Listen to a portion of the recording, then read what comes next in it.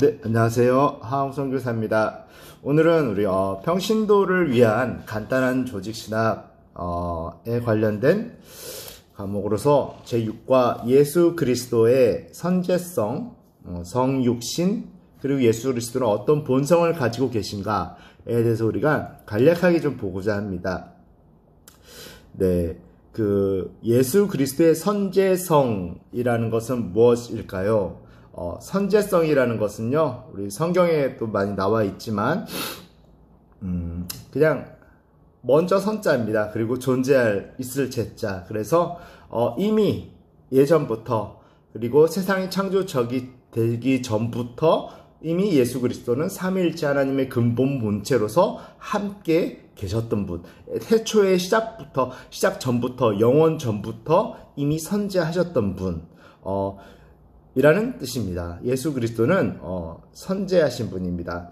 만약에 이 선제성이 중요한 이유가요, 나중에 이런 이단들이 나타나가지고 앞에 강의에서도 제가 설명했지만 양자설이라든지, 양자가 뭡니까? 그냥 아브라함이나 이삭이나 요셉처럼 훌륭한 인물이었는데 예수님이 택해가지고, 그러니까 선지자를 택해가지고 그 선지자를 신격화 시켜준 거예요. 그러니까 등급 레벨업을 시켜준 거예요. 그래서 그때서야 비로소 신이 된 거. 그게 양자설이거든요. 그러니까 원래는 우리랑 똑같은데. 근데 그 양자설의 문제는 한두 가지가 아니고 완전히 이단설이지만, 그걸로만 봐도 선제성의 의미가 없어지겠죠. 우리랑 똑같이 태어나서, 초이스 된 이후에 신격화된 거니까. 그러니까 예수님은 애당초 하나님이셨고 애당초 하나님과 함께 존재하셨다라는 것이 바로 선지하셨다라는 뜻입니다. 더 많이 깊게 설명할 수도 있지만 이 선제성에 대해서는 이렇게 좀 간단하게 하고 넘어가겠습니다. 예수님께서는 여러분 그러면 하나님과 함께 계시고 이 땅에 나타나신 거는 십자가 사건 때 그때만 나타나셨나? 아니에요, 여러분. 예수님께서는 구약시대에도 빈번하게 이 땅에 성육신하지는 않았지만 하나님의 모습으로 이 땅에 구약 시대 때도 계속 오셨다라는 것을 여러분이 조금 다시 한번 생각해 보셨으면 좋겠습니다.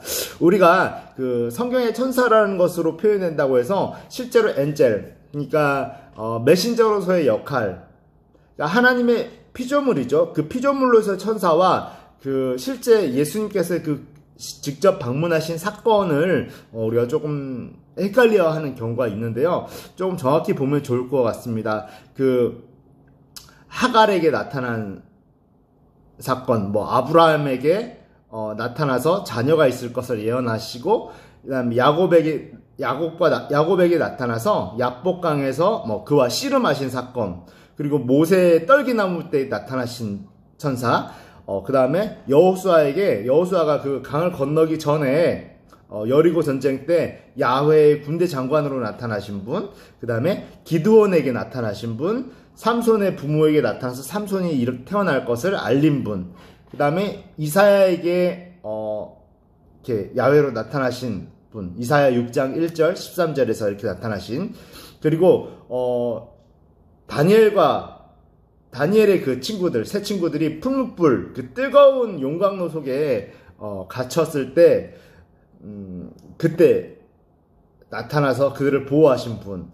그 다음에 다니엘이 나중에 사자굴 속에 갇혔을 때, 그때 보호하신 분은 우리가, 성경의 특성상, 메신저인 천사, 피조물로서 천사가 아니라 하나님의 예수 그리스도의 직접 방문으로 보는 것이 더 타당하다라는 것입니다. 네. 많은 이렇게 성경의 증거들이 있지만 간단하게 하고 그 부분에 대해서는 선지하신 분이시고 그것을 성경이 그런 관련된 부분에서 그렇게 증거하고 있다라고 하고 넘어가도록 하겠습니다. 신약 성경에도 예수 그리스도가 많이 증거되고 있습니다. 그러니까 예수 그리스도께서는 이미 이 땅에 오셨음에도 불구하고 그 이전에 선지하셨음을 신약 성경도 증거하고 있습니다. 창세기와 잠언, 요한복음 1장 2절에서 3절, 빌립보서 2장 6절, 골로새서 1장 16절에서 17절, 네, 뭐 잠언서 8장 30절, 창세기 1장 26절, 창세기 1장 1절 등에 이미 예수 그리스도께서는 선제하셨던 분임을 증명하고 있습니다. 우리가 좀 예수 그리스도는 당연하겠지만 그런 분이라는 것을 먼저 인지하고 인식하고 시작하는 것은 대단히 중요할 것 같습니다. 네, 그렇기 때문에 삼위일체 하나님의 영광으로서 창조, 이 세상을 창조하는 사역의 기쁨과 영광으로 함께 동역하시면서 제가 예전에 삼위일체론을 평신도의 입장에서 간단하게 말씀드리면서 이야기를 드린 것인데요. 공동사역, 하나님의 공동사역이라고. 네, 이 공동사역 가운데 기쁨으로 함께 창조에 당연히 참여하신 분이시라는 거. 네, 성령님과 함께, 성부 하나님과 함께 그렇게 참여하신 분이시라는 거. 여러분, 삼위일체 하나님의 그 공동사역에 대해서 혹 좀 다시 좀 리마인드 할 필요가 있거나 무슨 이야기인지 모르겠다라고 하신 분들은 좀 삼위일체론을 좀 다시 한번, 아마 4강일 겁니다. 예, 좀 이렇게 가서 보신다라면 거기서 자세히 최대한 설명을 제가 하고 있습니다. 그렇다면 예수 그리스도 이번에는 선제성과 성육신, 그럼에도 불구하고 이 땅에 오셨다.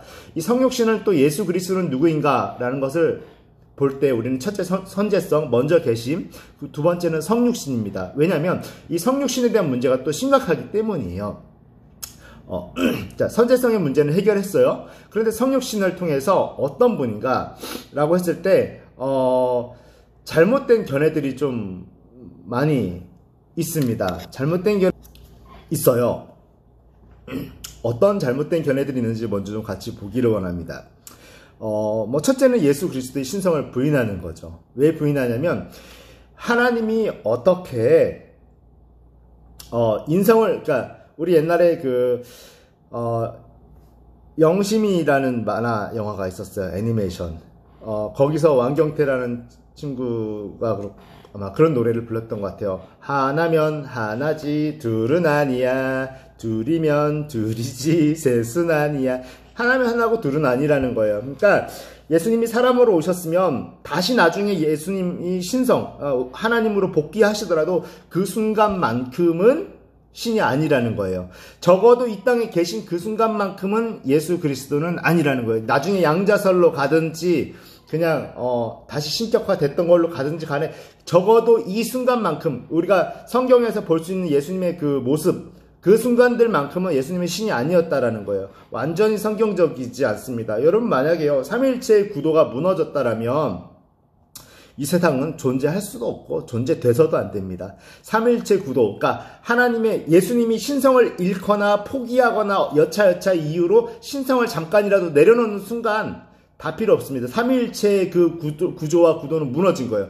삼위일체 창조주의 하나님의 구도가 무너지면요, 여러분, 세상은 끝장나고도 남았어야 돼요. 그러니까, 하나님은 완전한 인간이면서 완전한 그 신성, 그대로 조금도 변함없는 그 신성을 유지하신 것입니다. 이 사람들은 예수님의 인성을 인정은 하되 신성을 부인합니다. 또 반대로요, 그래? 예수님이 신이야? 그래가지고 중세에 이제, 2세기, 3세기 때는, 2세기, 3세기 때, 요럴 때는요, 예수님 주후, 그러니까 예수님이 오시고 나서 한 100년, 200년 가까이는 예수님은 신이 아니라는 것에 대해서 이 서방교회와 동방교회로 이제 전체적으로 이렇게 나뉘는 건 좀 더 그 후지만, 특히 이 서방교회도 그렇고 예수님의 신성을 부인하는 거, 예수님이 신이 아니라는 거예요. 자꾸 쉽게 말하면 예수님이 신이 아니라는 거에 대해서 계속 싸우고 변호하고 해결하는데 너무 많은 에너지와 시간을 투자했어요. 근데 이거는 제가 너무 많은 이라는 좀 약간 부정적 뉘앙스를 사용해서 죄송한데, 부정적 뉘앙스를 사용하면 안 돼요. 너무나 귀한 사역이었고 너무나 하나님의 붙드심이었어요. 이 신성이 유지됨으로 인해서 우리 성경이 유지될 수 있었고, 물론 하나님의 역사하심입니다. 그래가지고 이제 이단들이 진 거죠. 밀려납니다. 그런데 또 다른 이단들이, 좋아, 예수님은 신성이었어. 역시나 이때 들고 나온 노래가 있습니다. 하나면 하나지, 둘은 아니야. 뭘까요? 좋아, 예수님이 신이야? 그러면 그때는 완전히 그냥 신으로서 잠깐 우리 인간의 모습을 하고 왔지만 완전히 우리가 똑같은 인간으로서 왔다고는 동의해서, 어떻게 인간이면서 신일 수 있어? 하나면 하나지, 둘은 아니잖아. 그러면 신만 해. 왜 신으로서만 역할을 한 걸로 하자. 왜 인간으로서 어떻게 말이 안 되는 거예요. 말이 안 되는 거죠. 우리 유한한 사람의 머리로 계산을 하려고 하니까 여러분 생각해 보세요. 이 연필 한 자루와 이 연필 두 자루가 없어지면 한 자루고 두 자루 생기면 두 자루잖아요. 그러니까 하나면 하나지 둘인 둘인데 어떻게 둘이면서 동시에 하나이고 이런 개념이 우리 인간의 머리로는 이해가 안 되는데 이걸 이해하려고 시도한 것 그것이 대단한 오류를 불러온 것이죠. 그래서 예수님의 인성을 부인합니다. 신성은 도저히 부인할 수가 없기 때문에 역시나 하나면 하나지 둘은 아니야. 어떻게 인성을 동시에 인간으로서의 속성을 동시에 지닐 수 있느냐. 인성이라는 것은요. 인간으로서의 속성. 인간의 속성이 뭐가 있나요? 아프고 배고플 수 있는 연약함, 우리가 가지고 있는 모든 화장실 가고 싶은 거, 누가 오래 이렇게 뜨거운 데서 오래 있다 보면은 짜증나고 힘들 수 있고 더위를 느낄 수 있고 추위를 느낄 수 있고 이게 인간의 속성인데 이 인간의 속성을 완벽한 신이 어떻게 느낄 수 있냐라는 거예요. 말에 일리는 있죠. 그래서 여기에 넘어간 사람들이 많이 있었어요. 우리가 신학적으로 접근을 하지 않는다라고 하지만 우리 머릿속에 무의식적으로 평신도들도 그런 생각과 그런 고민을 가지고 있다라는 거. 여러분 그게 너무너무 중요한 거예요. 본인이 그런 걸 가지고 있지 신학적으로 나는 사고한다라고 생각하지 않다고 착각했을 뿐이지 여러분 다 그런 오해하고 고민하고 있어요. 그리고 결국은 자기가 정하고 예수님을 대해서 묵상을 그런 식으로 해나갑니다. 많아요. 그런 경우가. 예수 그리스도 안에 두 개의 인격이 있다라는 거예요. 위격이 있다라는 거예요. 신성과 인성이 있다라는 겁니다. 이게 또 잘못된 거예요. 자, 왜냐면요. 제가 예를 하나 드릴게요. 자, 이제는 처음에는 예수님이 신, 이 검은색, 이 부분, 이걸 신이라고 칠게요. 신성을 부인했습니다. 그런데 밀려나갔어요. 그래서 이제는 신은 아니야. 그 당신은 완전한 인간으로 인정하자.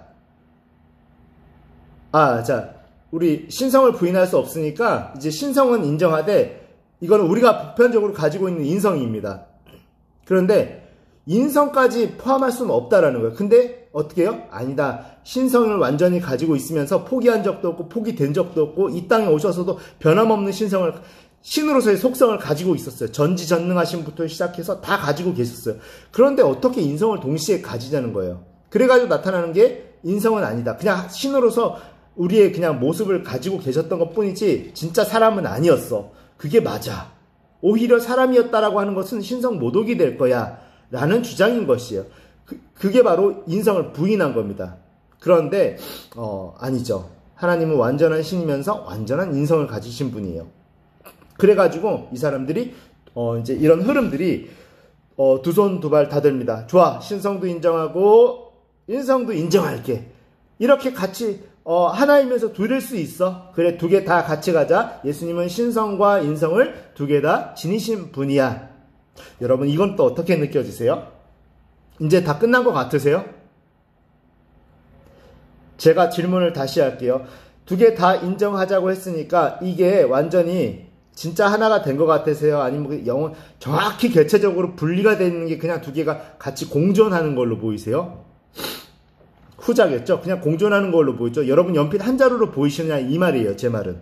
아니죠. 그러니까 이 사람들이 주장하는 건 뭐냐면 그냥 정확히 분리되어 가지고 인성과 신성이 그냥 공존 같이 있는 것 뿐이야. 여기서 합의를 보자. 이러면 되지 않겠니? 여러분 이게 정말 성경적일까요? 그렇지 않다라는 것입니다.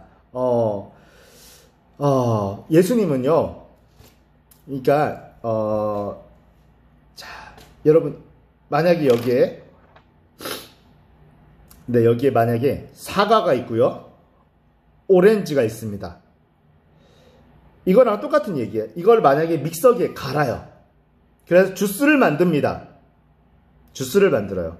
여러분, 솔직하게 화학적으로 말해서 이게 정말로 하나가 됐습니까? 아니면 그냥 같이 섞여 있는 상태입니까? 섞여 있는 상태예요. 화학적으로 정말 하나가 된 건 아니에요. 그렇게 보일 뿐입니다. 화학적으로. 그쵸? 그냥 두 과일이 갈려서 섞여 있는 상태인 거예요. 이걸 뭐라 그러냐면, 혼합이라 그럽니다. 혼합. 그냥 혼합시켰다라고. 그래가지고, 이거를 변호한다고 또 잘못된 이론을 만들어냅니다. 그래서 예수님은 혼합된, 여러분 이 연필 두 자루를 갈아가지고 만든다고 치세요. 이게 정말로 하나가 됐습니까? 갈아가지고 본드로 붙여요. 이렇게. 이거는 화학적으로 하나가 된 상태가 아니라 그냥 혼합시켜 놓은 거잖아요. 과일의 애가 더 적절할 거예요. 사과와 오렌지가 혼합된 상태. 인성과 신성이 짬뽕 됐다라는 거예요. 두 개가 동시에 놓여 있는 거 이것도 아니라고 하니까 그냥 혼합돼 있다. 여러분 혼합이 아닙니다. 그래서 사람들이 또 생각하는 게 뭐냐면 혼합이 아니면 정말 화학적으로 완전히 새로 이렇게 완전히 그냥 이렇게 이렇게 같이 완전히 녹아들어가지고 예를 들어서 그냥 다른 제3의 본성이 생긴 것처럼 신성과 인성의 완전한 조화. 여러분 그것도 아닙니다. 자, 여러분 좀 어려운데요. 여러분이 이단이 되지 않는 영원한 가능성, 저와 함께 했으면 좋겠습니다. 하나님을 오해하지 않는 가능성, 같이 따라해 볼게요. 예수님의 신성은 한 번도 변한 적이 없으시고, 예수님의 인성은 이 땅에 오셔서 가시는 날까지 우리와 동일하셨습니다. 이 두 개가 만납니다. 두 개는 혼합되지도 않고, 섞이지도 않고 화학적으로 섞이지도 않고 그렇다고 분리되어 있는 것도 아닙니다. 완전히 하나로 되어 있으면서도 불구하고 완전히 하나로 섞여 있음에도 불구하고 정확히 분리되어 있는 개념입니다. 이것은 인간의 머리로 이해할 수 없는 개념입니다. 인성과 신성은 공존하면서 섞여 있으나 혼합되지 않고 독립적입니다. 이걸 여러분 계속 반복해서 좀 공부하셨으면 좋겠어요. 혼합도 아니고 그렇다고 분리도 아니다. 혼합도 아니고 분리도 아니다. 그럼 뭐지? 왜냐면 우리는 혼합과 분리 둘 중에 선택을 해야 된다는 압박감이 있어요. 분리되면 분리돼 있는 거고 완전히 진짜 화학적으로 섞인 건 섞인 거. 근데 인성과 본성은 그렇게 분리돼 있으면서도 우리가 생각하는 그 개체적인 분리가 아닌 거예요. 네, 여러분 그것을 인정하시고 질문이 있다라면 제가 또 친절하게 질문해 주시면 답변 드리겠습니다. 어쩌면 이건 질문이 있을 수도 있어요. 없을 수도 있지만. 그래서 두 본성, 인성과 신성이 동시에 존재한다. 그러면서도 이 양자, 신성과 인성은 각각 그 완전성을 유지하는 거예요. 여러분 혼합되거나 완전히 화학적으로 섞이면 하나가 되긴 됐지만 그 완전성은 그 개체로서의 완전성은 잃은 상태가 돼요. 맞죠? 그러나 각각 그 완전성을 유지하면서도 전체로 통합되어 있다. 위대한 개념이죠. 인성과 신성은 분리되지 않고 하나로 연합되어 있기 때문에 제3의 본성이 이루어질 수는 없어. 제3의 본성이 뭡니까? 완전히 화학적으로 섞인 거예요. 그냥 이 연필 두 자루를 갈아가지고 또는 과일을 오렌지와 사과를 갈아서 혼합시킨 거는 제3의 본성이 아니에요. 그냥 각자의 다른 과일이 갈려서 섞여 있는 거. 그건 제3의 본성이 아닙니다. 이 제3의 본성은 완전히 화학적으로 변화. 그러나 이 인성과 신성은 예수님의 인성, 우리의 속성을 그대로 가지고 계심과 하나님의 그 전지전능하신 그 하나님의 속성이 혼합되어 있는 것도 아니고 화학적으로 완전히 이렇게 일치되어 있는 것도 아니에요. 그럼에도 불구하고 연합되어 있는 겁니다. 그러니까 제3의 본성이라는 것, 그러니까 화학적인 변화가 일어난 상태도 아닌 거예요. 네. 그러면 이 성육신이라는 것이 왜 필요했을까요? 이렇게 완전한 하나님이시면 그냥 간단한데 굳이 이렇게 복잡한 개념을 만들면서도 완전한 인간으로 동시에 오신 이유가 하나님의 특별 계시를 위한 것이죠. 예수 그리스도의 성육신을 통해 보이지 않는 하나님께서 자신을 인간에게 드러내신 성육신 사건입니다. 인간의 타락으로 인한 죄를 청산하기 위함이었고요. 하나님의 사랑을 드러내기 위한 것입니다. 자, 성령에 의해서 예수님께서는 잉태되셨어요. 예수 그리스도는 완전한 하나님이시며 동시에 완전한 인간성을 지나셨어요. 로마서 1장 3절 4절에 그렇게 증거하고 있죠.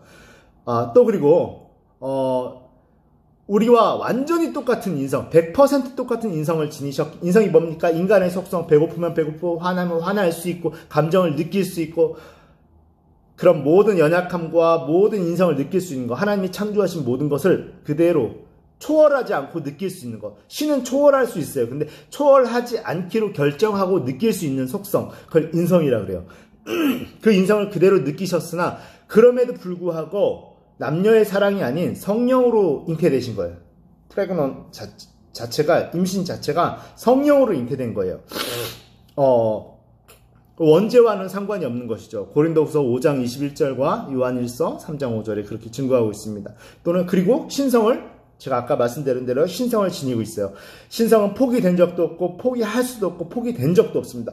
완전한 신으로서의 속성. 그러니까 이게 가끔 CCM이나 이런 노래 때문에 우리가 예수님을 너무 겸손하게 표현하다 보니까 마치 신성, 그 전지전능하심을 잠깐 포기하고 그러니까 인성을 완전히 누리기 위해서 그냥 신성을 잠깐 포기하고 온 것처럼, 그래야 우리 인성을 아니에요, 여러분. 신성을 포기하지 않아도 예수님의 결정만으로도 그 인성을 그대로 활용해서 우리의 고통과 고난을 그대로 느낄 수 있어요. 신성을 포기해야 한쪽을 한쪽을 포기해야 한쪽을 느낄 수 있는 게 아니란 말이에요. 그런데 가끔 CCM이나 이런 것들을 보면 겸손하게 이 땅에 오신 것들을 여러분을 착각하게 만들 수 있는 CCM들이 종종 있어요. 제가 뭐라고 말씀을 드리지 않을게요. 스스로 막 오해석하게끔 만드는 CCM들이 있습니다. 여러분, 신성을 그대로 전지전능하심과 마음만 먹으면 창조주로서 능력을 그대로 100% 발휘할 수 있는 능력을 가지고 계시면서도 인성을 그대로 가지고 계시기에 네, 그렇기 때문에 우리의 모든 것을 그대로 느낄 수 있는 것이죠. 예수님이 인성을 가지고 있다 해서 신성을 포기했다라는 자꾸 이렇게 흑백 논리, 시소처럼 한쪽이 내려가면 한쪽은 올라가야 된다는 식으로 그렇게 생각을 하거나 신학적 사고를 해서는 성경을 올바로 하나님이 원하시는 방향으로 보기가 어려울 수 있어요. 인성을 지니셨고요. 신성과 동시에 인간의 속성을 그대로 지니셨어요. 그렇기 때문에 우리를 이해할 수 있는 것입니다. 요한복음 1장 14절과 누가복음 2장 52절, 우리의 보통 사람과 똑같은 영혼과 육체를 그대로 가지기로 결정하시고 가지고 지니셨어요. 마태복음 26장 38절, 요한복음 13장 21절 등에 증거하고 있죠. 성육신 하신 결과는, 우리에게 적용되는 결과가 무엇인가요? 거룩하신 하나님께서 인간의 몸을 입고 오셨기에 예수님은 완전하고 흠없는 신성뿐만이 아니라 신성 그대로 가지고 계시고요. 진정한 완벽한 인성도 동시에 소유하게 되셨어요.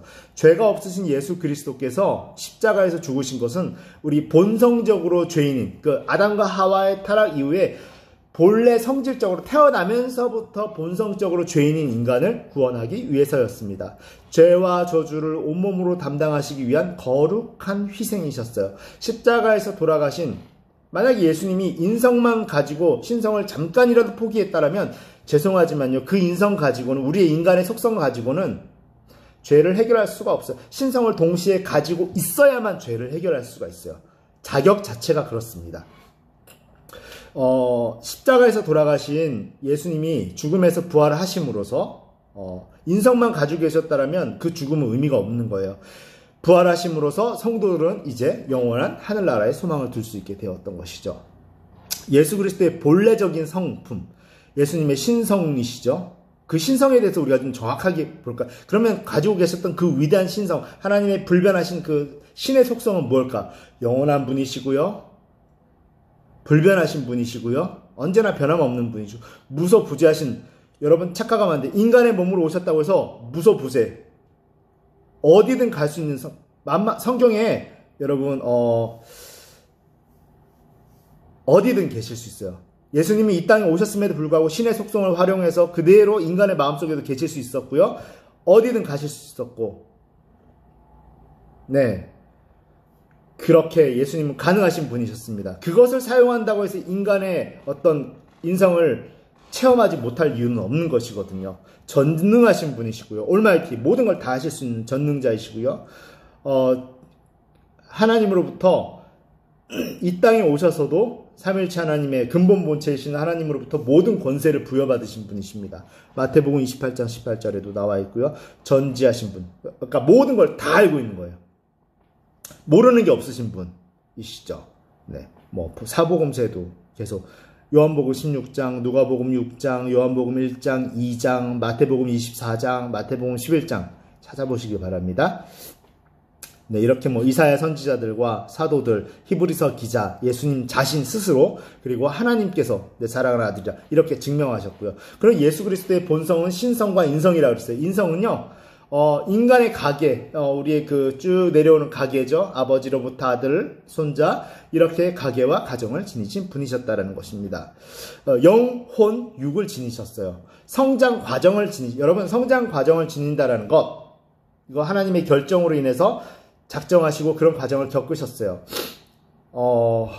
그래서 수치와 모욕도 경험하셨겠죠.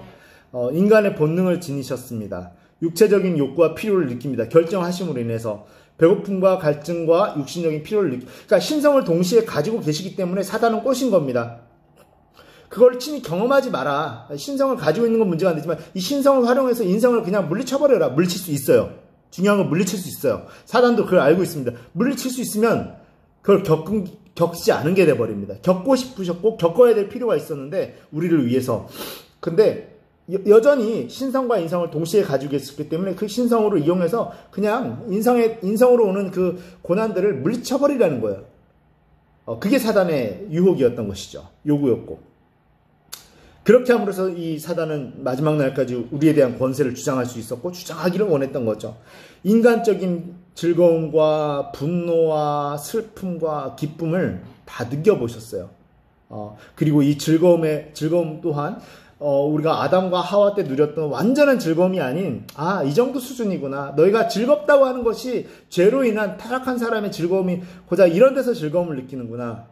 인간의 즐거움을 느끼시면서도 예수님은 신적인 슬픔을 느꼈을 거예요. 왜냐하면 즐거움이 고작 이 정도니? 쾌락이 고작 이 정도니? 여러분 이거에 집중해야 될 것 같습니다. 사람에 대한 동정의 마음을 지니셨고요. 슬퍼하시기도 하시고 우시기도 하셨습니다. 마태복음과 마가복음, 누가복음에 그렇게 증거하고 있죠.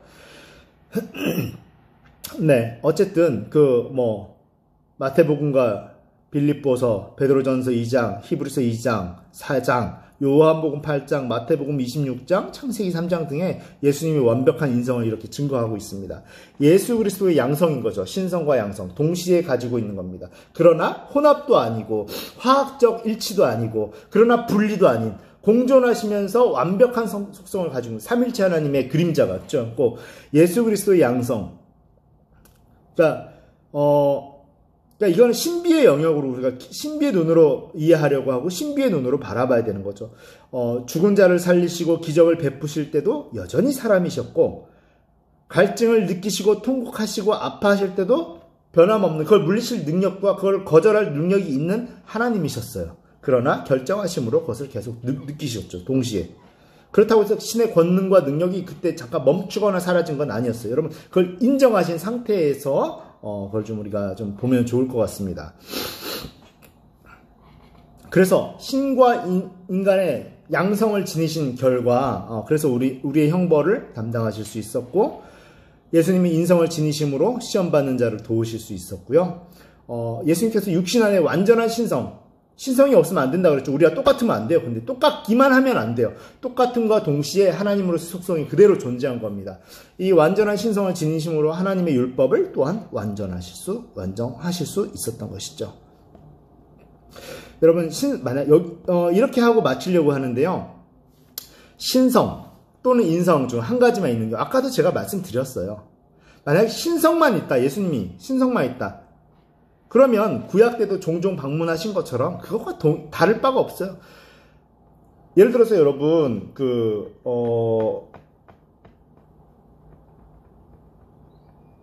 하나님으로서 우리 방문한 거 우리와 관계가 없는 거죠. 우리는 죄 지은 상태고 하나님은 거룩하신 분인데 아이고 쯧쯧 너네들 이렇게 사는구나 하고 방문하고 돌아가신 것과 다른 게 없는 거예요. 예수님이 이 땅에 오신 사건은 우리를 대신해서 십자가에 달릴 수가 없어요. 왜냐?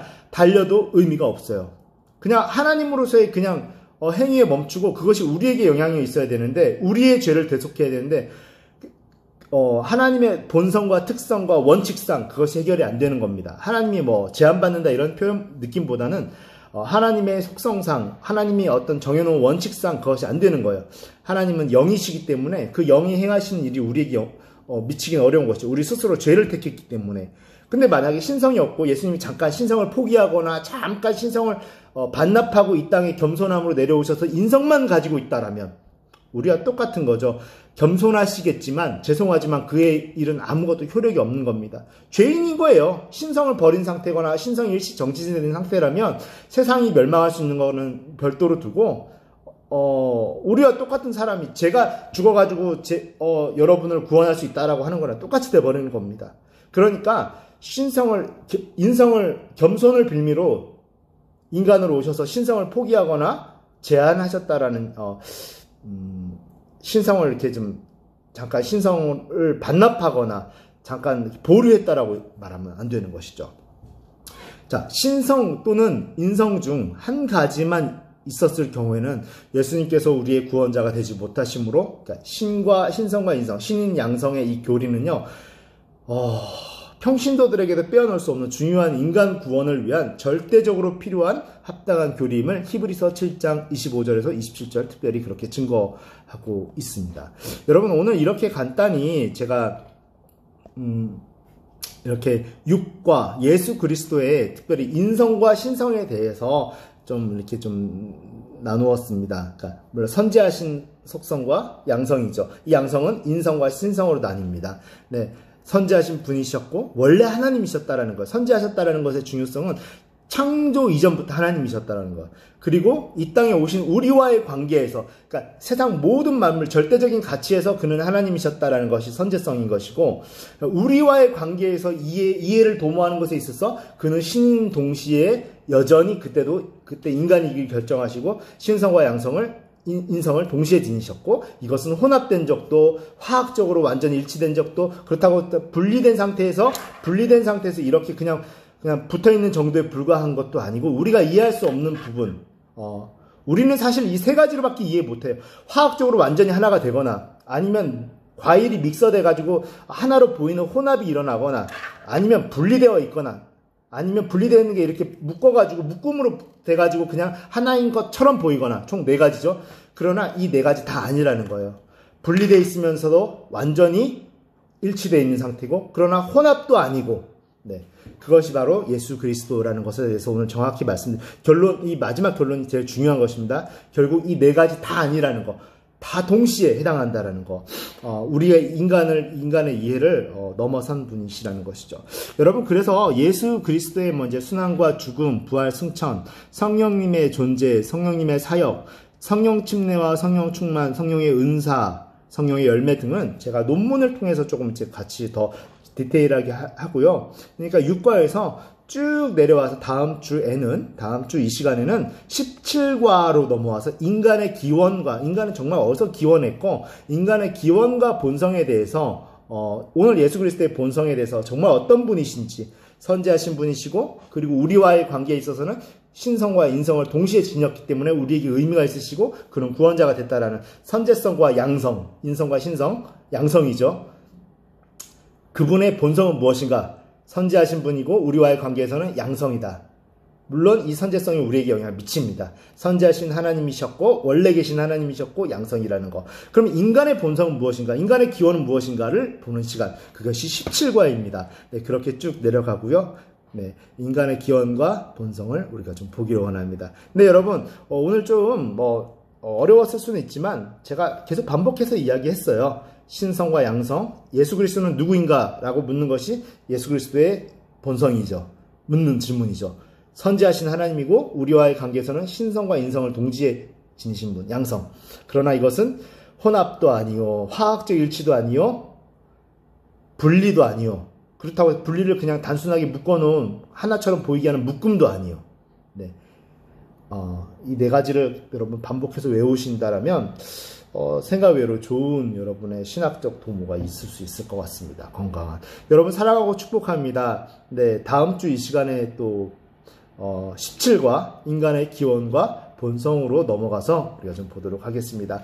그 나머지 성령의 열매, 은사, 성령 침례 이런 것들은 논문 강의를 통해서 제가 좀 더 디테일하게 하도록 하겠습니다. 사랑하고 축복합니다.